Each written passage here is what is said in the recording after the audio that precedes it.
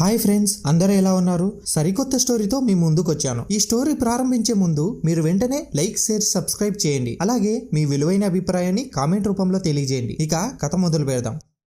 ఎవరైనా ఏ కథ విన్నరా? ప్రతి కథ రహస్యం.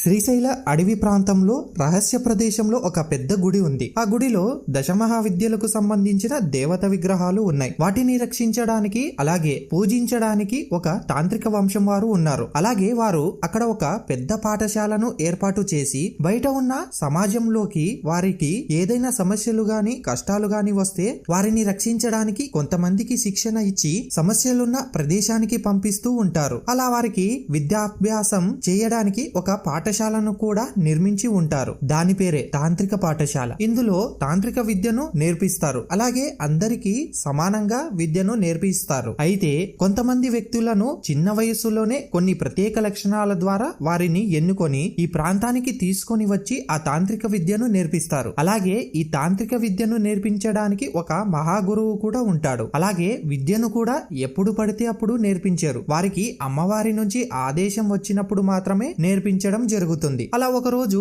ఆ మహాగురువుకు అమ్మవారి నుంచి ఆదేశం రావడంతో ఆ తాంత్రిక వంశంలోని కొంతమందిని పిలిచి విద్యను నేర్పించడానికి ఒక 5 పిల్లలను అమ్మవారు ఎన్నుకుంది. వారిని మీరు తీసుకుని రండి అని చెప్తాడు. అయితే వారికి ఉండవలసిన కొన్ని లక్షణాలను కూడా మహాగురువు వివరిస్తాడు. అమావాస్య, పున్నమి, గ్రహణ సమయాల్లో సముద్ర తీరంలో, నదీ తీరంలో, మహాక్షేత్రమైన కాశీనగరంలో పుట్టిన వారు మాత్రమే తంత్రశాస్త్రాన్ని అభ్యసించడానికి అర్హులు. కాబట్టి ఇలాంటి లక్షణాలు ఉన్న పిల్లలను ఎంచుకొని తీసుకొని రండి. అలాగే మీరు ఆ పిల్లవాడిని సమీపించినప్పుడు ప్రకృతి మీకు సహాయం చేస్తుంది.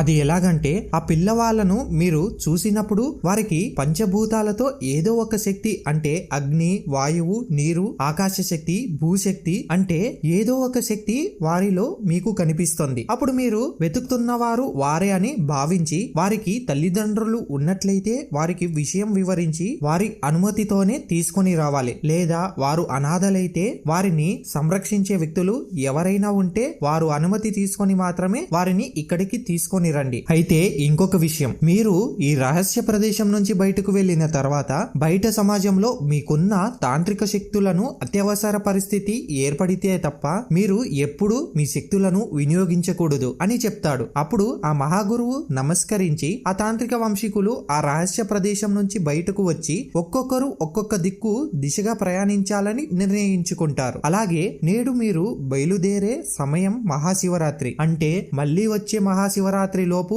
వారిని తీసుకొని రావాలి అని గుర్తు చెప్తాడు. దాంతో వారు అక్కడి నుంచి 4 దిశలుగా అంటే తూర్పు, పడమర, ఉత్తరం, దక్షిణ దిక్కులుగా వెళ్లిపోతారు. ఆ దిక్కులలో ఉన్న అన్ని ప్రాంతాలలో ఆ లక్షణాలున్న పిల్లల కోసం వెతకడం ప్రారంభిస్తారు. అలా 6 మాసాలు వాళ్ళు వెతుకుతూ ఉంటారు. వారికి ఆ లక్షణాలు ఉన్న వారు ఎవరు కనిపించలేదు. దక్షిణ దిక్కున ప్రయాణించుకుంటూ వెళ్లిన తాంత్రిక ప్రక్రియలు చేసే కేరళ ప్రాంతంలో ఒక ఇంటి ఆవరణంలో ఒక 8 సంవత్సరాలు పిల్లవాడికి చూడగానే ఆ పిల్లవాడు చుట్టూ అగ్నిగోళంలా ఆ తాంత్రికుడికి కనిపిస్తుంది. దాంతో ఆ తాంత్రికుడు ఆ పిల్లవాడు ఏ తిథిలో జన్మించాడని వారి తల్లిదండ్రులు విచారించగా సూర్యగ్రహణం సమయంలో జన్మించినట్లు తెలుస్తుంది. అప్పుడు వారు తల్లిదండ్రులకు వారి వచ్చిన సందర్భం గురించి వివరించి వారిని ఒప్పించి ఆ పిల్లవాడిని తీసుకొని తాంత్రిక పాఠశాలకు బయలుదేరాడు. అలాగే తూర్పు దిశగా వెళ్లిన తాంత్రికుడికి ఒరిస్సా రాష్ట్రంలో ఒక ప్రాంతంలో 10 సంవత్సరాల ఒక పిల్లవాడు కనిపిస్తాడు. ఆ పిల్లవాడు చుట్టూ కూడా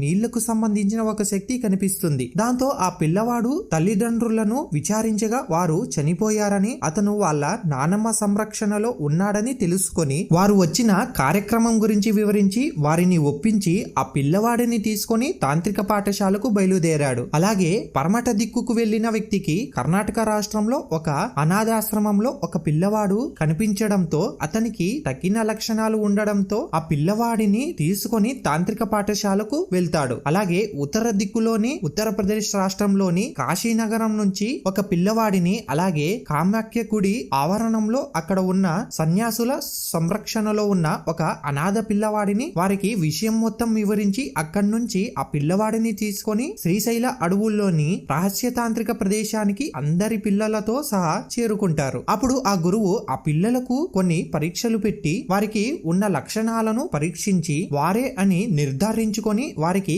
కావాల్సిన అన్ని వసతులను ఏర్పాటు చేయిస్తాడు. అలా మరుసటి రోజు వారిని పిలిచి మీకు మేము అనేక తాంత్రిక విద్యలను శక్తులను మీకు నేర్పించడం జరుగుతుంది. మీరు ఎంతో శ్రద్ధగా వాటిని నేర్చుకోవాలి అని చెప్పి 12 సంవత్సరాలు వారిని అక్కడే ఉంచి అనేక తాంత్రిక విద్యలలో వారిని నిష్ణాతులుగా చేస్తారు. అన్ని విద్యలలో నిష్ణాతులైన తర్వాత వారందరినీ గురువు గారు ఒక చోట సమావేశపరిచి నీకు ఒక విషయం చెప్పాలి అని చెప్పడం ప్రారంభిస్తాడు. అది ఏమిటంటే మనం ఉన్న ప్రదేశం ఒక తాంత్రిక వలయంలో నిర్మించబడింది. ఇక్కడ ఉన్న ఈ దశమహావిద్య దేవతలు ఎంతో శక్తివంతమైన వారు. వీరి ద్వారా వచ్చిన విద్యలను మీకు మేము నేర్పించడం జరిగింది. మీరు చేయవలసింది ఏమిటంటే ఈ రహస్య ప్రదేశానికి అవతల ఉన్న సాధారణ ప్రజలకు ఏమైనా సమస్యలు వస్తే, అంటే ఏవైనా దుష్ట శక్తులు లేక అధర్మాన్ని పాటించే వ్యక్తులు ఎవరైనా ధర్మాన్ని పాటించే వ్యక్తులను ఇబ్బంది పెడుతూ ఉంటే వారిని శిక్షించడానికి మీకు ఈ విద్యలు ఈ శక్తులు నేర్పించడం జరిగింది. కానీ దీన్ని మీ అహంకారం కోసమో లేక మీ ఆశలు కోరికలు తీర్చుకోవడానికి ఈ తాంత్రిక శక్తిని మీరు అసలు వినియోగించకూడదు. అలాగే మీకు ఎంతో అత్యవసర పరిస్థితి అయితే తప్ప ఈ తాంత్రిక శక్తిని బయట సమాజంలో మీరు వినియోగించకూడదు. అలాగే మరొక విషయం, మీరు ఏదైనా తప్పు చేస్తే మీరు ఎక్కడ ఉన్నా ఈ తాంత్రిక రహస్య ప్రదేశాన్ని రక్షించే రక్షకులు మిమ్మల్ని వెంటాడి వేటాడి బంధించి ఇక్కడ తీసుకొని వస్తారు. అలాగే మీకు తప్పక శిక్ష కూడా వేయడం జరుగుతుంది. తప్పు తీవ్రత ఎక్కువగా ఉంటే మీకు మరణ శిక్ష కూడా పడొచ్చు. కాబట్టి జాగ్రత్తగా మీ శక్తులను వినియోగించాలి. అలాగే మీకున్న కోపాన్ని నియంత్రించుకోవాలి. మీరు బయట సమాజంలో సాధారణ వ్యక్తులలాగే జీవిస్తూ వారికి ఏవైనా సమస్యలు వస్తే మాత్రమే మీ తాంత్రిక శక్తులను వినియోగించడానికి మీకు అనుమతించబడుతుంది. మీకు అర్థమైంది అనుకుంటా. మీరు ఏ ప్రాంతాలలో ఉండాలి, మీరు వేటిని రక్షించాలి అన్నది మేము నిర్ణయించి చెప్తాం. మీకు ఏమైనా సందేహాలు ఉంటే అడగండి అని అంటాడు మహాగురు.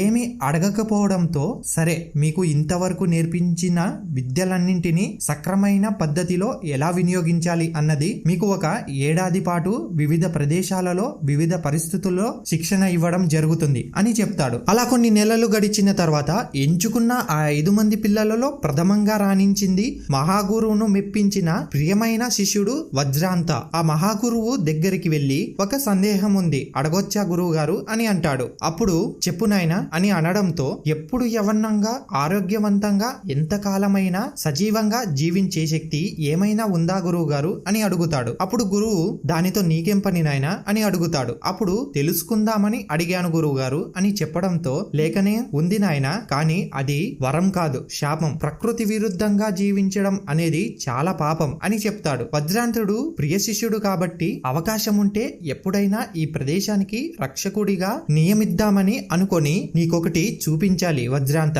అని చెప్పి వజ్రాంతను తీసుకొని అక్కడ ఉన్న ఆలయంలోకి తీసుకువెళ్లి ఒక రహస్య తలుపును తెరిచి లోపలికి ప్రవేశించి అక్కడ దివ్యకాంతితో మెరుస్తున్న ఒక తాళపత్రాన్ని చూపిస్తాడు. మన తంత్ర శాస్త్రంలో ఎప్పటికీ సజీవంగా ఉండడానికి ఉపయోగపడే విధానం ఆ తాళపత్రంలో రాయబడి ఉంది. అయితే ఇది వేల సంవత్సరాల నుంచి మా వంశంలోని పూర్వీకుల నుంచి ఒకరి నుంచి మరొకరికి వస్తూ ఉంది. కానీ మా పూర్వీకులు ఏం చెప్పారంటే దీన్ని ఎట్టి పరిస్థితుల్లో తెరవడం, చదవడం, అలాగే దాన్ని అనుసరించడం చాలా ప్రమాదకరమని చెప్పారు. అలాగే ఇది దుష్టుల చేతులకు పడకుండా సంరక్షించడం కూడా మన బాధ్యత అని చెప్పారు. ఈ తాళపత్రాన్ని మనం కూడా రక్షించాలి వజ్రాంత అని చెప్పి మళ్ళీ తిరిగి తన దగ్గరున్న కీతో ఆ రహస్య తలుపును మూసి అక్కడి నుంచి తన ప్రదేశానికి చేరుకున్నారు. అలా మరికొన్ని నెలలు గడిచిన తర్వాత ఆ శక్తులను ఎలా ఉపయోగించాలో నేర్చుకున్న విద్యార్థులను ఇక్కడి నుంచి కాశీ, హిమాచల్ ప్రదేశ్, కామాఖ్య, పిఠాపురం, ధర్మస్థలం అలా